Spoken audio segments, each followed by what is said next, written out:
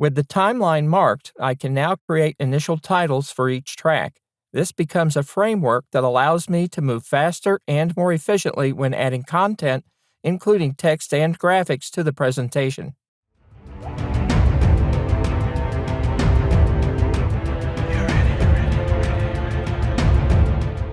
All right, I have the timeline populated with my markers. I'm going to collapse this and zoom in a bit here. I want to use my greater than key to navigate to the starting position for this first title. I'm going to click on my section title track. I'm going to make sure that I don't have anything else selected by clicking in some open space, and then I'm going to click T to create the title.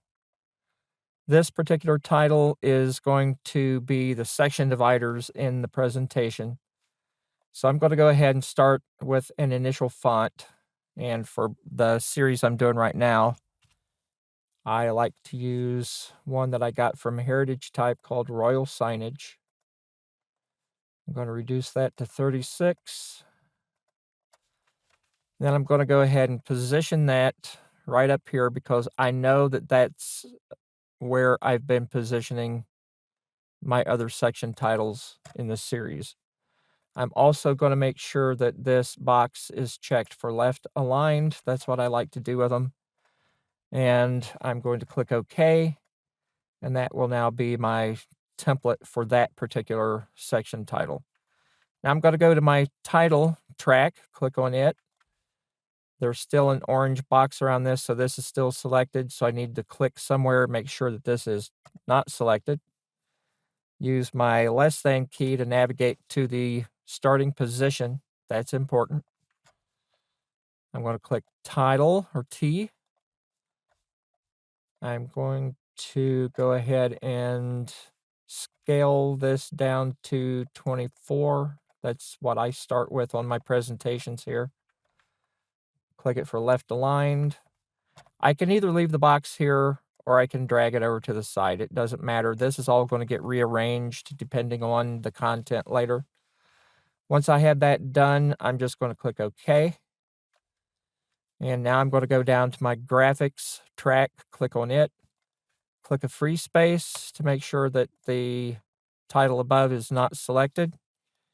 I'm going to use my navigation key, the less than key here, to navigate back to the starting position. T for title. This is going to be a graphic box. I will explain why I'm doing this in the section on graphics and text. I'm going to come over here and right-click and cut that layer. If I ever want to put text in here, and sometimes I do, I can right-click and add text. No big deal. But this is how I want this for now because I'm going to be dealing with other things here. So I'm going to click OK and deselect that. Now I'm going to go to Graphics 2. And in Graphics 2, I am going to make sure that I don't have anything selected by clicking in a free space. Use my navigation key to go to the initial position. And click on Title. And since this is another graphic title, I'm going to do the same thing. I'm going to right-click and cut the layer. And then I'm going to click OK. These tracks and titles now are my templates. And this is going to allow me to accelerate the layout of the presentation, and it's really going to help me move forward.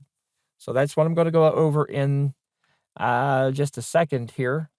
But these are going to be the static templates that are going to follow throughout the presentation. Once the timeline has been marked and the title templates are in place, I'll populate the timeline with titles for text, graphics, and backgrounds.